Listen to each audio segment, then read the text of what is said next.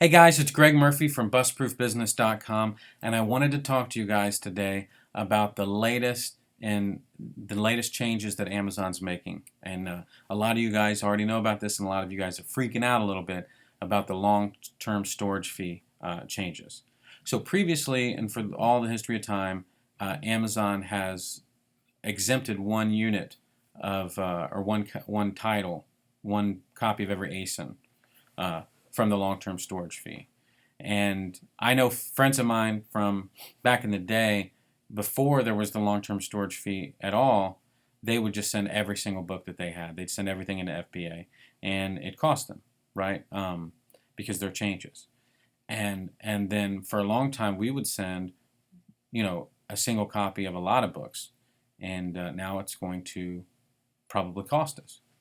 But for what we do, I've been asked by people that are curious, what are you guys going to do? And I'll answer that. The more important question is, what do I think you guys should do? Because obviously that's more applicable to your guys' lives, right? So the first thing, I'll let you guys know what we're going to do. And the changes we're going to make are nothing at all, probably. No process changes. We're going to send the exact same stuff that we were going to send before, and we're not going to make any changes.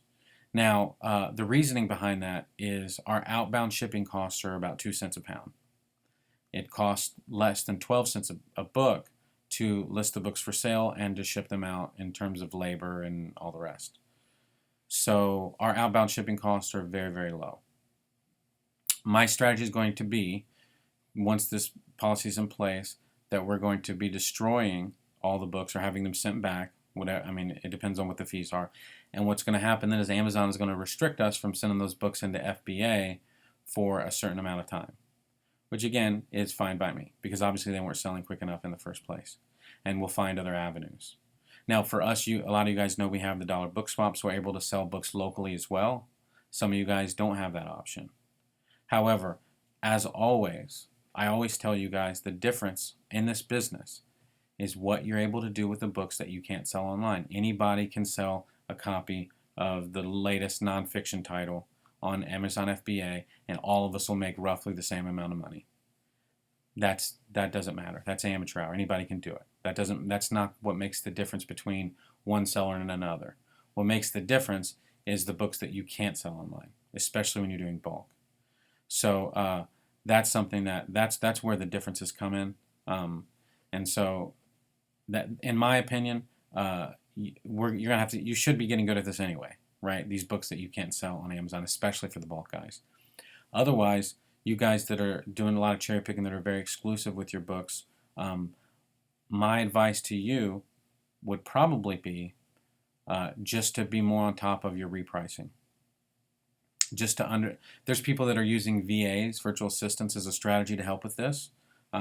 There's people that are using the third-party software to do this. So to me, though, if I were smaller, I would try to see how I could reduce my outbound shipping costs. I would work on my processes. I would spend more time repricing. I would look into getting a VA. Now, the problem is the third-party repricing software doesn't work for FBA sellers. It doesn't. Now, it does what they say that it's going to do. I mean, technically, it works, but it doesn't do what we need. And again, it's not their fault because Amazon doesn't give them the data to do what we need them to do.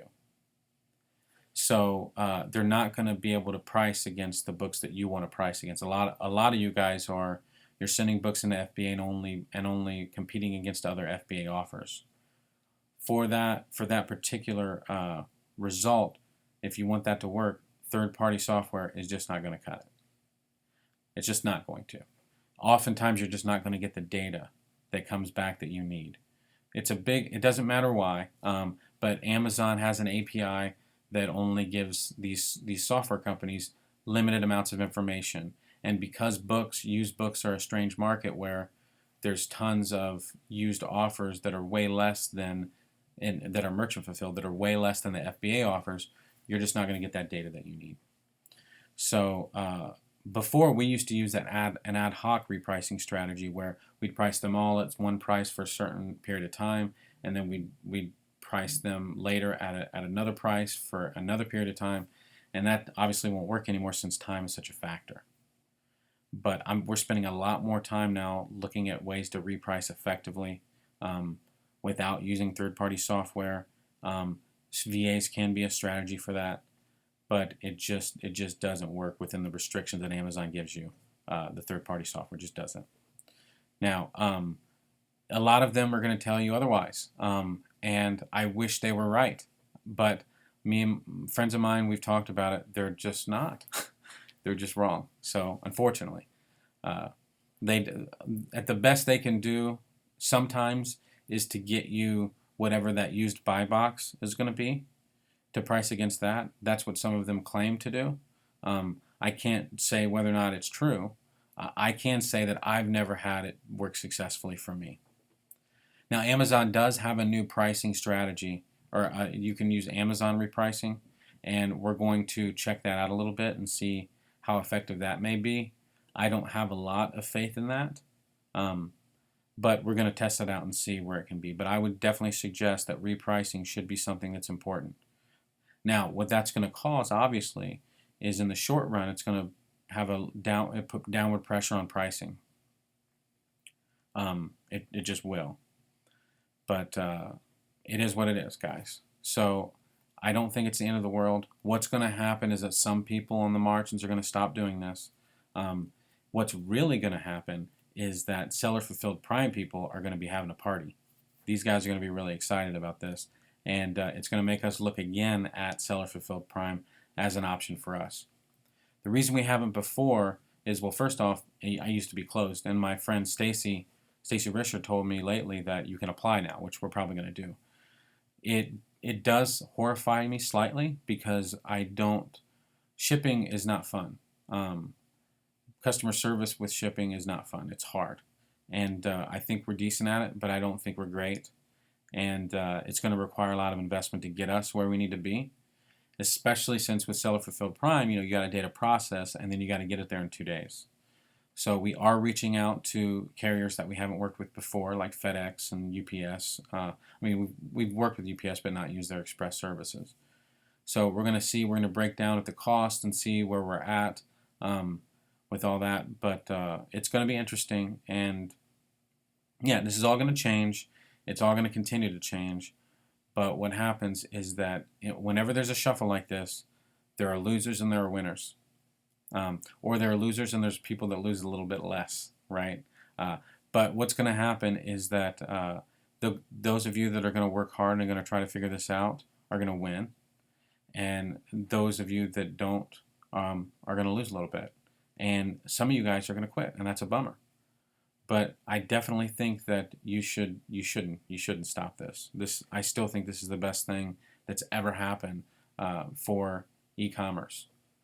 I think that, honestly, there's no time in the history of the planet that we could be more successful working for ourselves than right now. And so I'm still super optimistic. I really think that the best days of my book business are ahead of me.